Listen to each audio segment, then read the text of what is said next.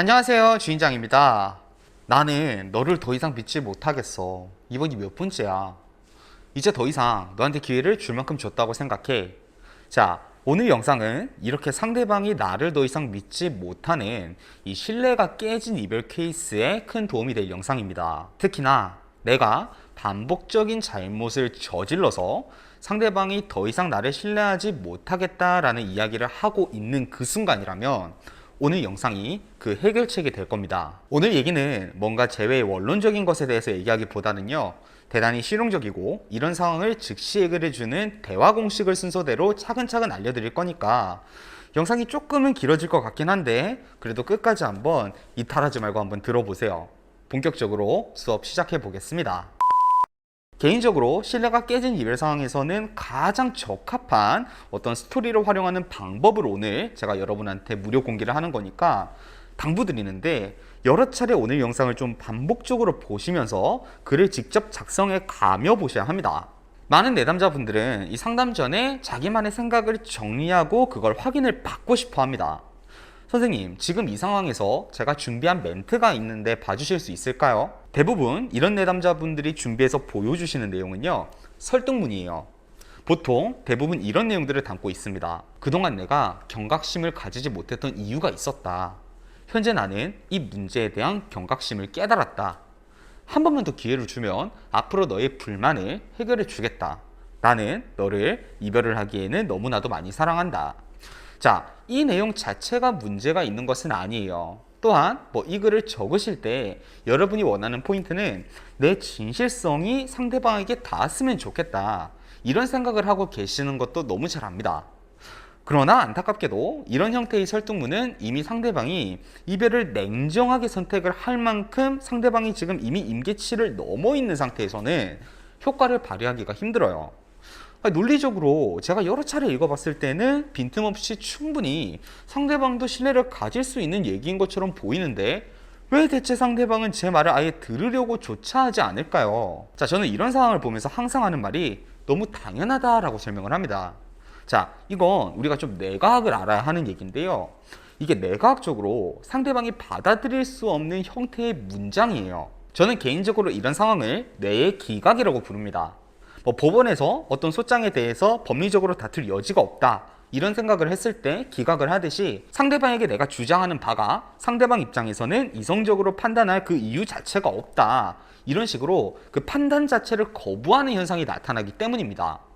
자, 이걸 이해하기 위해서는 우리 뇌가 이 스트레스라는 것에 대해서 얼마나 취약한지를 알아야 해요. 상대방 입장에서도 가능한 피하고 싶었던 상황이 상대방에게도 펼쳐진 상황이니까 상대방 또한 많은 스트레스를 받고 있는 그런 상황이라고 봐야 하겠죠. 자, 우리의 뇌는 스트레스를 받다가 우리가 더 이상 견딜 수 없는 임계치를 넘어갔다고 느낄 때 이성적인 사고는 마비가 되고요, 당장의 이익을 위한 의사결정을 그 감정적으로 순간적으로 내리게 됩니다.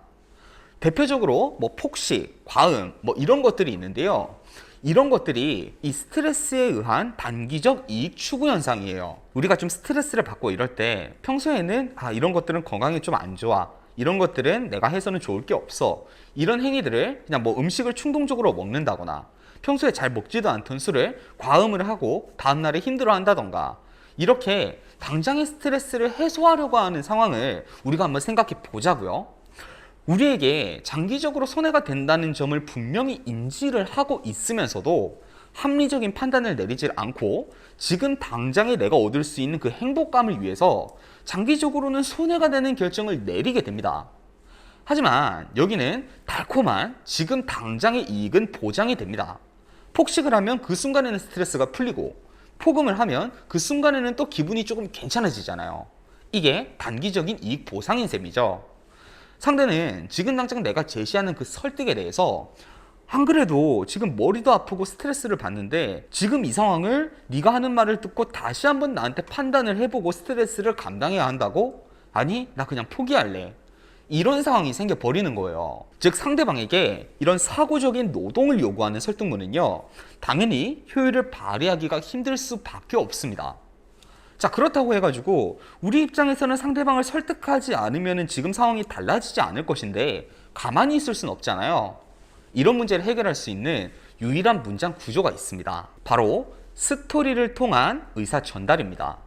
자, 스토리는 사람을 몰입시키고 사고적 노동을 요구하지 않으면서도 화자가 전달하고자 하는 바를 청중에게 명확하게 전달합니다.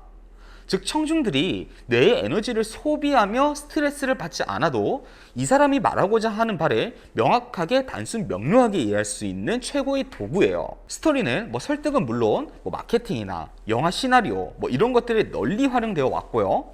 이 스토리를 활용할 줄 아는 회사들은 모두 크고 작은 성공들을 거두어 왔습니다.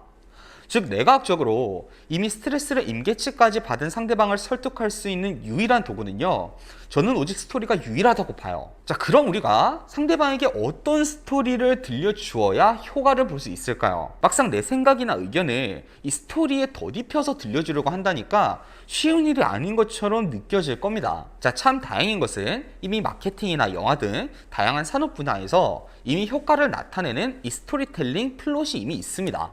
자, 간략하게 정리하자면 제가 지금 정리해둔 것과 같아요. 첫 번째로는 주인공이 등장을 합니다.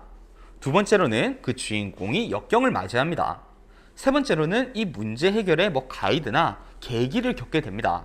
네 번째로는 성장을 한 뒤에 행동을 하게 됩니다. 다섯 번째는 성공적인 미래의 그 결말을 맞이하게 됩니다. 자, 현 시대에 등장하는 대부분의 성공적인 스토리들이 모두 이 구조 안에서 이루어진다는 걸 생각하고 이 몇십 년간 이 구조들로 인해서 효과를 보고 있었다는 것을 생각한다면 이 스토리텔링 플롯 구조가 얼마나 인간의 본성적인 측면을 자극하는 것인지를 금방 알 수가 있습니다. 자, 애플의 스티브 잡스의 그 유명세도 이 플롯이 있었기 때문에 그 어떤 기업인들보다 우리한테 더 다이나믹한 인기를 끌었었죠. 자, 애플의 창업주였지만 사업 부진을 이유로 애플을 떠났던 스티브 잡스가 픽사에서 토이스토리 같은 애니메이션 영화를 성공시킨 뒤에 1997년에 다시 애플로 복귀를 해서 아이팟에 이은 아이폰, 이런 애플을 다시 성공적인 기업으로 성공시킨 일화를 우리가 한번 생각해 봅시다.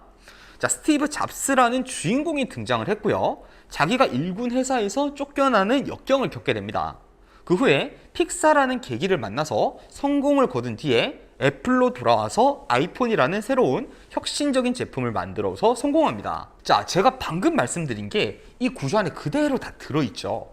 제가 굳이 이 스티브 잡스의 이야기를 예시로 든 이유가 이 스티브 잡스야말로 이 스토리의 중요성을 평생 모르다가 이 깨달은 뒤에 엄청난 성공을 거둔 인물이기 때문이에요. 과거에 애플사를 떠나기 전에 스티브 잡스가 마지막으로 진행한 프로젝트에 그 광고에 거의 6장을 그 제품의 사양에 대해서 설명을 했대요. 근데 픽사에서 이 세계 최고의 스토리텔러들이랑 같이 일을 했을 거 아니에요. 그리고 나서 스티브 잡스가 애플에서 돌아왔을 때 아주 단순 명쾌하게 애플의 슬로건을 정했대요. 그 유명한 Think Different, 다르게 생각해라. 그게 바로 이겁니다. 복잡하기 그지없는 그 전자 IT 제품의 방향을 한순간에 소비자의 머리에 정의를 내려서 전혀 스트레스를 받지 않고도 구매하도록 만든 전설적인 사례가 된 거죠.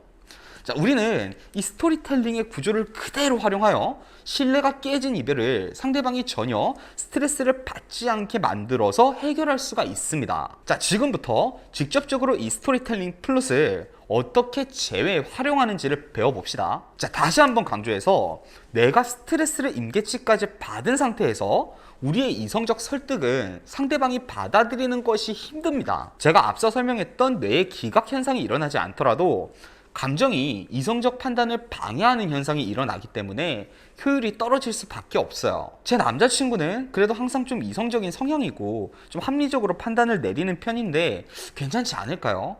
자, 이런 고민조차 하실 필요가 없습니다. 스토리를 이용한 전달이 훨씬 효율적인데 굳이 리스크를 감당할 필요가 없지 않습니까? 정답은 언제나 스토리입니다. 자, 그럼 본격적으로 스토리를 한번 만들어 보도록 할게요. 자, 이 예시는 여러분이 이해를 돕고 각 부분마다 디테일한 이해를 돕기 위한 것으로 제가 하는 말이라고 해서 그대로 여러분 상황에 대입해서 그대로 쓰시면 안 됩니다. 여러분 개인의 상황에 맞게 변형하시고 적용하셔야 본인 상황에 맞는 스토리텔링이 딱 최적화돼서 나올 수가 있는 거예요.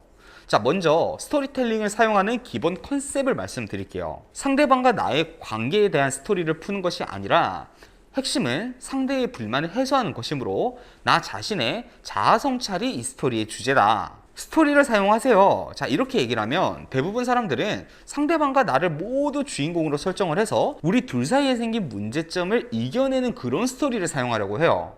자, 이건 핵심이 아닙니다. 상대방이 결국 이 스토리를 듣고 이 사람이 정말 이제는 같은 문제를 반복하지 않을 수가 있겠구나, 이런 신뢰감을 나한테 가지게 만드는 것이 이 스토리를 사용하는 핵심이에요. 우리가 같이 한번 노력해서 잘 이겨내면은 앞으로 잘 만날 수 있을 거야. 이건 지금 상대방이 원하는 것과는 전혀 다른 얘기를 하고 있는 것에 불과해요. 보편적인 예시로 오늘 들려드릴 거예요. 자, 먼저 우리가 앞서 배운 그 스토리텔링 플롯 구조를 제외에 적합하게 변경해 보겠습니다. 자, 첫 번째로 나의 내면에서 혼란을 겪는 일이 생겼다. 두 번째로 특정 에피소드가 떠올랐다. 세 번째로 내 가치관에 영향을 주고 깨달음을 얻게 된 외부적인 사건이 일어났다. 네 번째로는 드디어 해결책을 발견했다. 그리고 다섯 번째로는 타협안을 제시를 하며 상대방에게도 어느 정도의 행동을 촉구한다. 자, 이렇게만 들으니까 조금 어렵게 들립니다. 하나씩 디테일한 예시랑 설명 같이 한번 들어보도록 할게요. 자, 첫 번째, 나의 내면에서 혼란을 겪는 일이 생겼다. 자, 이거 역경에 해당하죠. 이게 이별일 수도 있고 이별 이후의 상황일 수도 있는 거예요. 너랑 떨어져 있는 사이에 사실 내 감정도 혼란스러움 그 자체였어. 내가 네 요구들을 여러 차례 들어주지 않은 것은 맞지만 내가 정말 도덕적으로 잘못한 일인지에 대해서는 받아들이기가 쉽지가 않았어. 나한테 정말 쉬운 일이었다면 들어줬을 텐데 사람 행동이란 건 우리 의지대로만 이루어지지는 않잖아. 정말 내가 잘못 생각하고 있는 건지 아니면 단순히 우리 사이에 의견 차이가 있는 건지 혼란스러웠는데, 내가 당시에 네 요구를 다 받아들이겠다고 한 이유는 너를 너무 사랑하니까 그 상황을 좋게 넘어가는 게 우리 관계를 지킬 수 있는 방법이라고 생각을 했었던 거야. 근데 내 마음속으로는 쉽게 받아들일 수가 없었으니까 행동이랑 말에 괴리감이 생겼던 거겠지. 자, 두 번째, 특정 에피소드가 떠올랐다. 그런데 어느 순간에 이때 생각이 나더라. 예전에 내가 너한테 어떤 요구를 했었던 적이 있었어. 한 달에 한 번은 이유는 묻지 말고 내가 원하는 대로 해달라고. 지금은 우리 관계에서 당연한 일이 됐었잖아. 사실 네가 내 말대로 꼭 해줄 필요는 없던 일인데 그냥 나를 위해서 네 시간이랑 노력들 써준 거였더라고. 이 생각이 드니까 이게 객관적으로 뭔가 상황이 맞고 안 맞고가 우리 관계에 중요한 일은 아니었다는 걸 알겠더라. 자, 세 번째, 내 가치관에 영향을 주고 깨달음을 얻게 된 외부 환경이 나타남. 너도 알듯이 나는 우리 언니랑 얘기를 진짜 많이 하잖아. 그래서 너랑 헤어지고 나서 언니랑 이런저런 얘기를 많이 했었는데 언니가 이렇게 말하더라. 예전에 언니가 남자친구랑 이런 일이 있었다고 해. 자, 여기서 이런 일이라고 하는 것은 지금 우리가 겪는 것과 비슷한 비유 스토리를 가져오시면 됩니다. 네 번째로는 해결책을 발견합니다. 언니 이야기를 들으니까 우리 관계도 이런 방식으로 해결하면 되지 않을까 생각이 들더라. 다섯 번째, 타협안을 제시하며 상대방한테 어느 정도의 행동을 촉구한다. 그런데 이때까지 내가 너랑 한 약속을 못 지켰다는 건 바꿔 말하면 나 혼자 이 짐들을 다 감당하기엔 나한테는 어느 정도 좀 벅찬감도 있었던 게 사실이었어. 나도 너를 만나고 있고 사랑하는 거 너도 알잖아. 근데 내가 의도적으로 너를 괴롭히려고 그랬을 거라고 생각해? 네가 만약에 이 정도의 노력을 해준다면 이전까지는 내가 그냥 꾹 참고 인내해야만 했던 문제들이 나한테도 조금은 더 받아들이기가 쉬운 문제가 될 거야. 자, 이 파트가 가장 중요합니다. 결국 내가 상대방과의 약속을 지키지 못한 것에 대해서 환경 변화 없이 앞으로는 내가 깨달았기 때문에 그대로 지킬 수 있어. 자, 이런 말을 한다는 것은요, 상대방이 우리를 신뢰하지를 못해요. 하지만 상대방도 함께 참여하여 환경을 변화시켜달라는 요구를 한다면 상대방 또한 향후 상황에 대한 변화가 있을 것이라는 기대를 하게 됩니다. 이전까지는 이 사람이 그냥 나를 존중하지 않아서 내 말을 듣지 않았던 거야 해서 지금부터는 이 사람이 지금 쉽게 내가 요구했던 거를 들어줄 수 있는 입장이 아니었구나, 이렇게 시선의 변화가 생기는 거죠. 자, 이 스토리텔링의 구조를 사용하면요, 우리는 세 가지 이익을 얻을 수가 있습니다. 첫 번째로는 현재 상대방이 해결하고 있는 관점을 이별 중심에서 해결 중심으로 변화시킬 수가 있어요. 두 번째로는 이 스토리는 그 자체로만 몰입력을 가지고 있기 때문에 상대방에게 스트레스를 받으면서 어떤 생각, 이 사고를 하지 않아도 내가 지금 어떤 말을 하고 있는지를 스무스하게 받아들일 수 있게 만들 수가 있습니다. 세 번째로는 상대방에게 내가 악의가 있어서 약속을 지키지 않은 것이 아니라는 것을 증명할 수가 있는 거죠. 물론 상대방이 악감정의 골이 너무 깊어서 이 스토리의 형식의 설득 문장으로도 해결이 불가능한 상황들도 있겠지만 상대방 또한 나와의 관계에 대해서 아직까지도 감정적으로 좀 찝찝하고 최소한의 감정적인 미련만 남아있는 상태라면 어김없이 효과를 볼 수 있는 방법이 바로 이 스토리텔링을 통한 내 의사 전달이니까 여러분 상황에 적극 활용해 보시기 바랍니다. 자, 여러분 오늘 강의 여기까지였고요. 저는 주인장이었습니다. 자, 여러분 오늘도 행복한 하루 하세요.